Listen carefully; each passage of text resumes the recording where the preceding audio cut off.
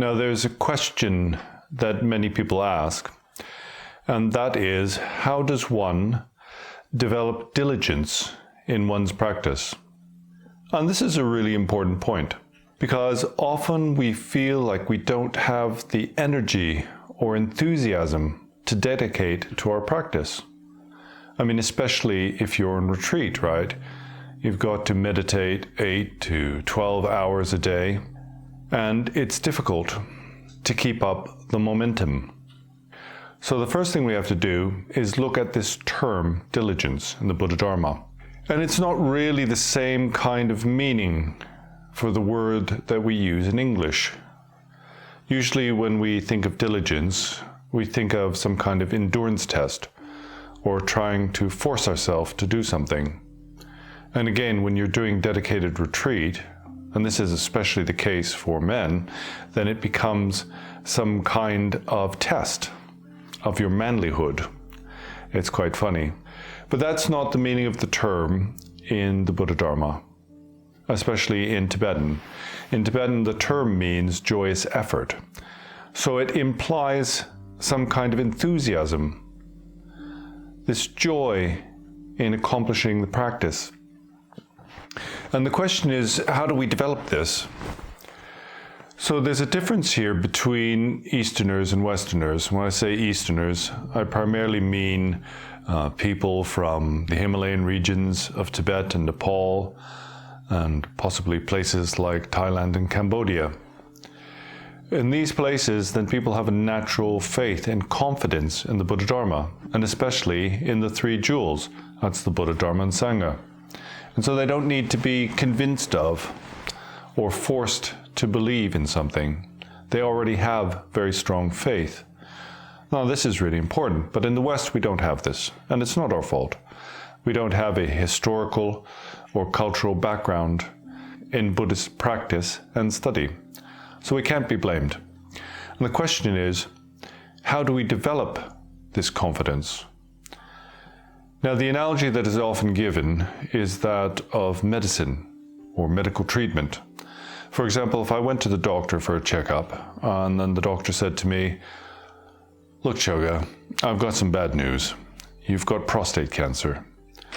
Now, of course, the first thing that comes to my mind will be, oh no, I've got cancer. That sounds really terrible. And we fear for our life, right?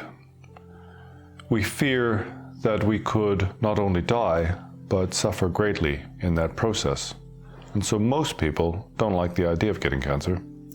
But then if the doctor were to continue on and say, "But don't worry, we've caught it very early on. And so the treatment has got a very high chance of working.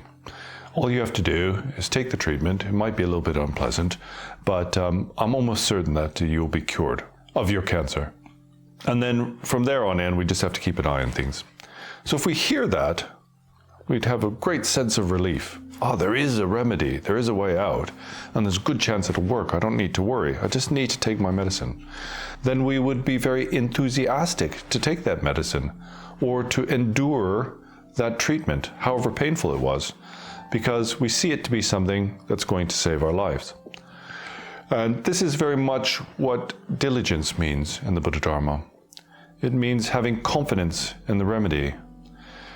And in order to have confidence in the remedy, you have to also believe that there is a disease, right?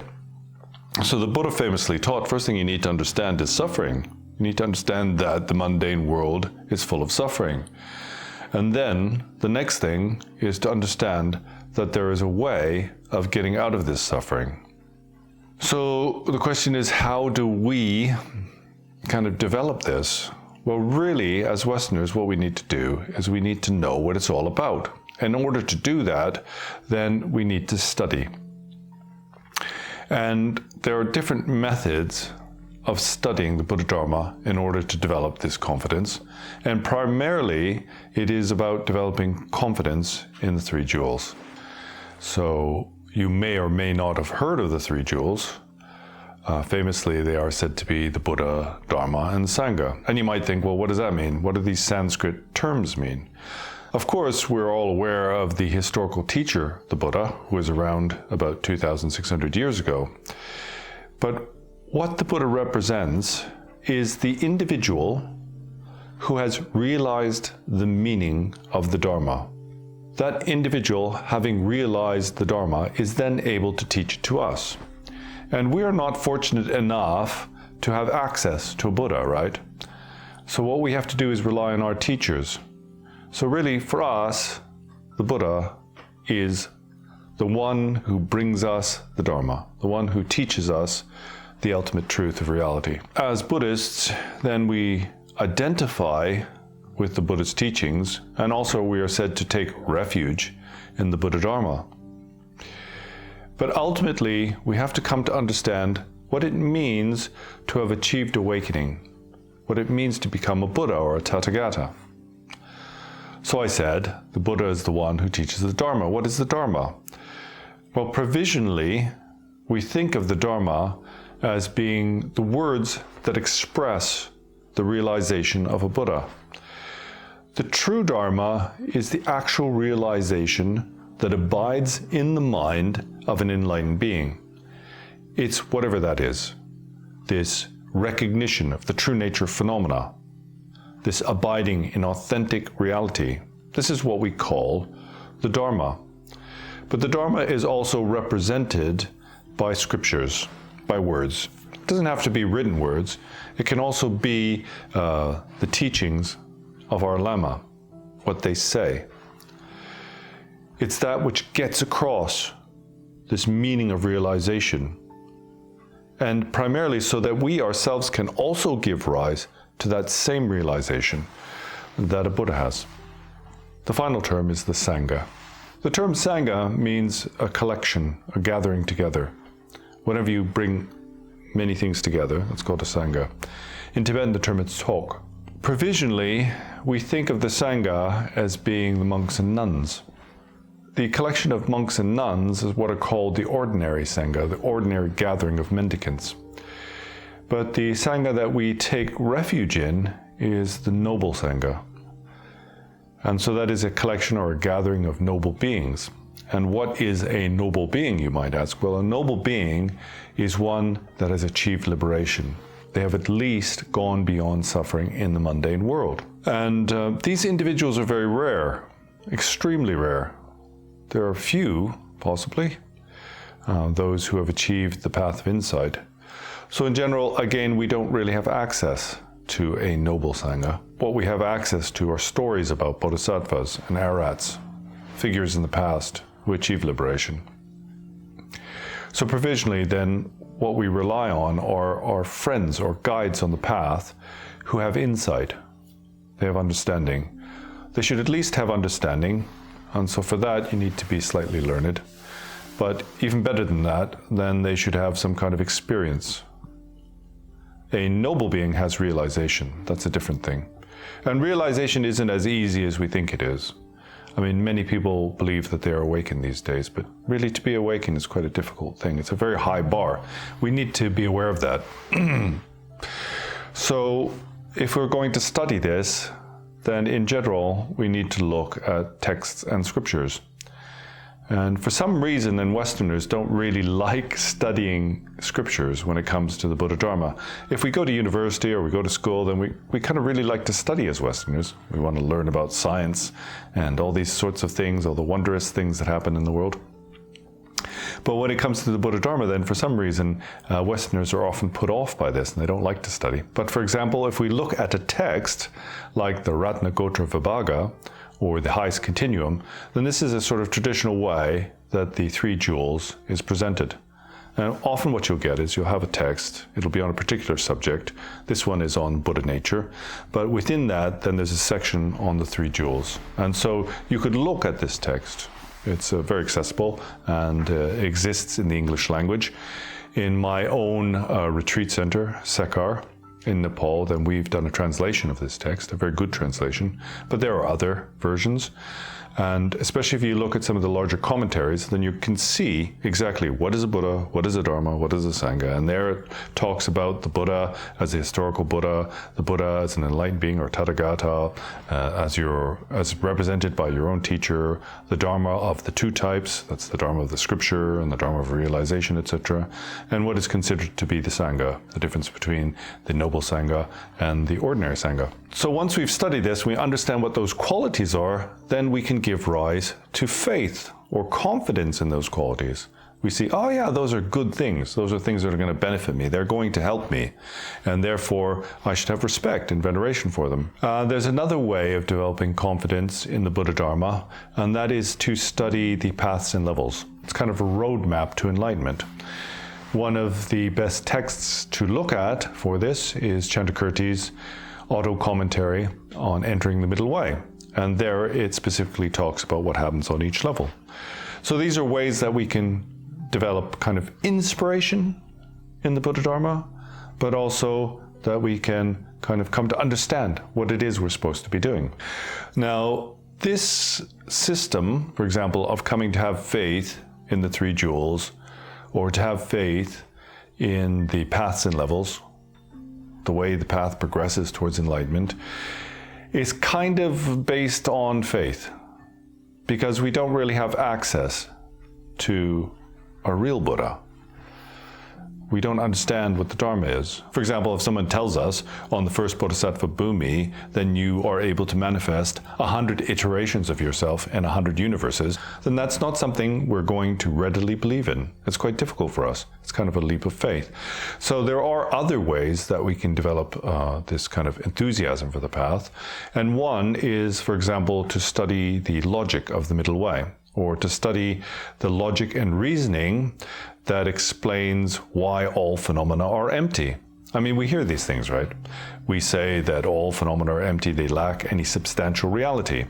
But what we need to do is we need to understand that for ourselves. And so this is a really productive way of developing confidence in the Buddha Dharma, because we can look at these logical examples, these metaphors, and then we can understand how it is that phenomena are taught to be empty. Again, one of the best ways to do this is to study the texts of Nagajuna. Nagajuna lays out how phenomena are empty. And there's a kind of principal point, I think it's very important for most people to understand, is this relationship between karma, appearances, and the empty nature of appearances.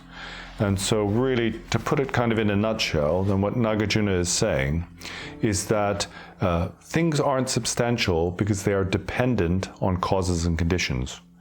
Whether it's a tree, whether it's my body, whether it's the universe, then it's merely a manifestation of a coming together of many different causes and conditions. It's dependent on those. And if you remove even one single cause or condition in that chain of events, then that thing that we see to be solid and real loses its identity completely. And then the other side of this, one, that because things arise from causes and conditions, they are empty.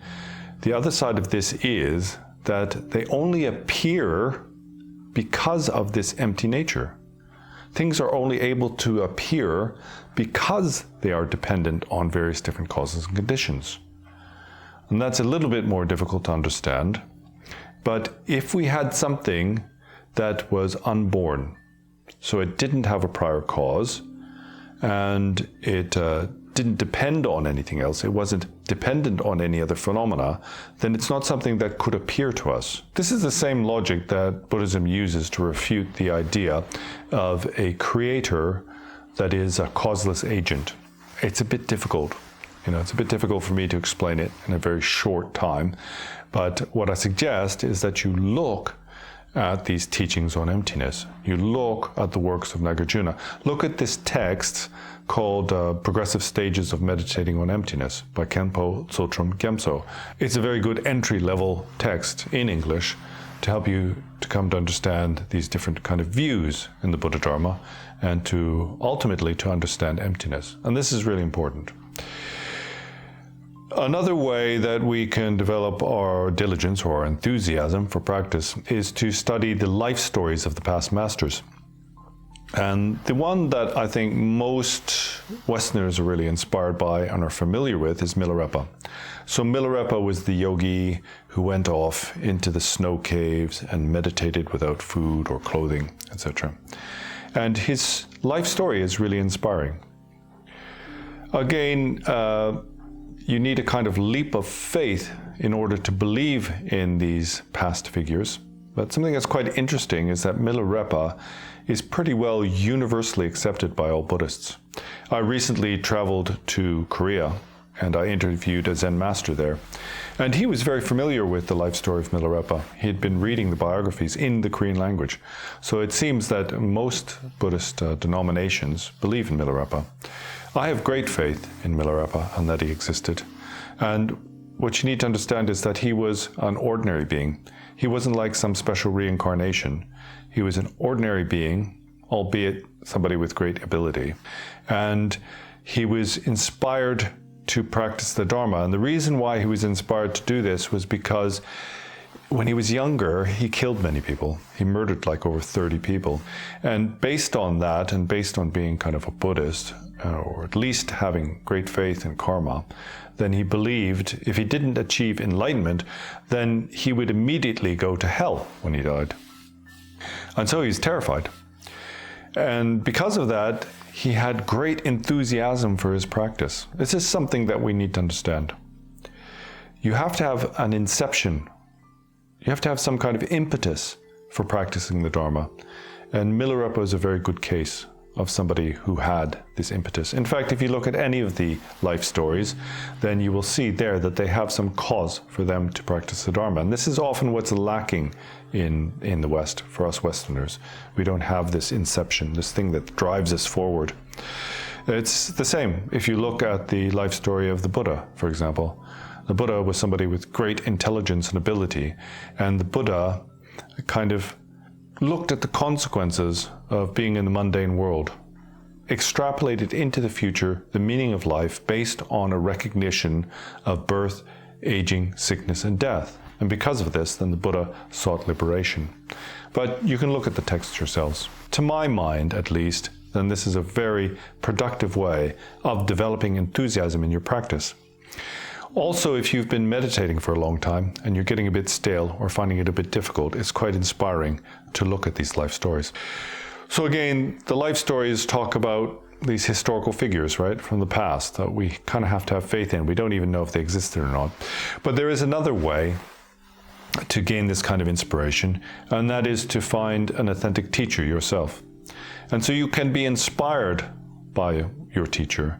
Our teachers are able to guide us on the path partially because they seem to embody the qualities that we want to develop. And so a spiritual being will be humble and they will be quite open-minded.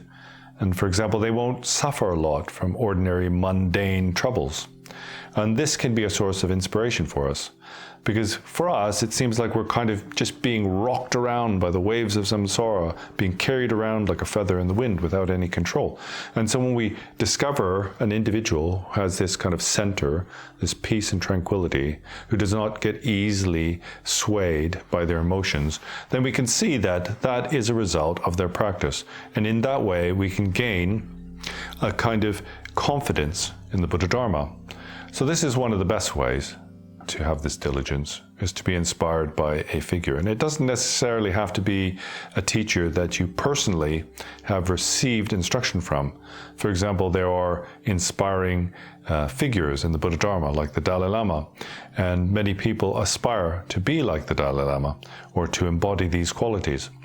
Now, once you are actually on the path, and you have a practice, then there's another way that you can generate or you can sustain your enthusiasm, and that is through personal experience. So if you have a teacher, you're kind of applying yourself to your practice, and things are going quite well, then it's quite likely that you will have experiences on the path. You will either have experiences of the sensations of bliss and well-being, or you may even have valid experiences of the truth of emptiness. These arise from time to time. And so through your practice, relying on an authentic teacher, it is possible that experiences will arise. And these experiences will kind of demonstrate to you the potential results of practicing on the path. And this is a really good way. I have to say, for me, then this kind of saved my practice. Like many Westerners, I'd been meditating, I had a lot of enthusiasm, and at some point in my practice, I hit this kind of plateau. Many people experience this. In the beginning of practice, they seem to progress quite quickly, and then they hit this stale area, or this plateau, where it seems like you're not getting anywhere. Really, what's happening is you're progressing very, very slowly. It just seems less significant. And so we kind of feel like we're not getting anywhere. And I was at this kind of point. I was lucky enough, really by accident, to meet my teacher in retreat, and based on this, then he was able to shake me up a bit. He was able to shake up my preconceptions about the spiritual path, and because of that, I started to develop these kind of real experiences in my practice, and it really helped me to kind of retain my enthusiasm. Now, I have to say that there's one thing, that even if you don't have any valid experiences in your practice, that can give you a lot of faith in the Buddhist path. And for me, this was really important. And that is to come to recognize one's own mistaken assumptions about reality. Now, in order to do that, then you really need to be able to rely on a teacher and get direct instruction. There's something called mind instructions, and in the Zen tradition, then this is done through the Huadu. It's a system where a student is given a question, a kind of unsolvable puzzle to contemplate. And based on this, we can erode our conceptual fallacies about reality and come to recognize self-deception. That's really important. So if you are able to do that, even though you don't have kind of valid meditative experience of the true nature of reality, what you will recognize is that your assumptions about the world around you are mistaken, that there's some kind of flaw in the foundation of your assumption about reality. And this is really helpful, because by that what you see is that the Buddha Dharma is that which removes ignorance. And then the thought will come, if I'm able to remove this ignorance, then there's a potential for me to develop wisdom or insight. And I was lucky enough to experience this in retreat because I met an authentic teacher. But it is possible to experience this through your studies as well. For example, if you look at the logic in the Buddhist texts that explains why phenomena are not substantially real, then it's quite possible you're going to recognize something there that you hadn't thought about before. And in recognizing your misconception or recognizing your ignorance, this kind of reveals the potential of spiritual progress on the path, and that's really important. So I think that's about all I wanted to say this morning. The sun is starting to come up and I've got to get some work done. I hope that through your investigations that you will come to some intuition or even insight about the path. What it means to have intuition or insight about the path is to have intuition or insight about the true nature of reality. To kind of lose one's mistaken assumptions about the world. And once one has removed one's mistaken assumptions, what is left is a recognition of the true nature. And that is what we call wisdom. And hopefully eventually primordial wisdom, or this prior knowledge that is spoken about in the Zen tradition. So anyway, good luck with your meditation. And until next time, see you later.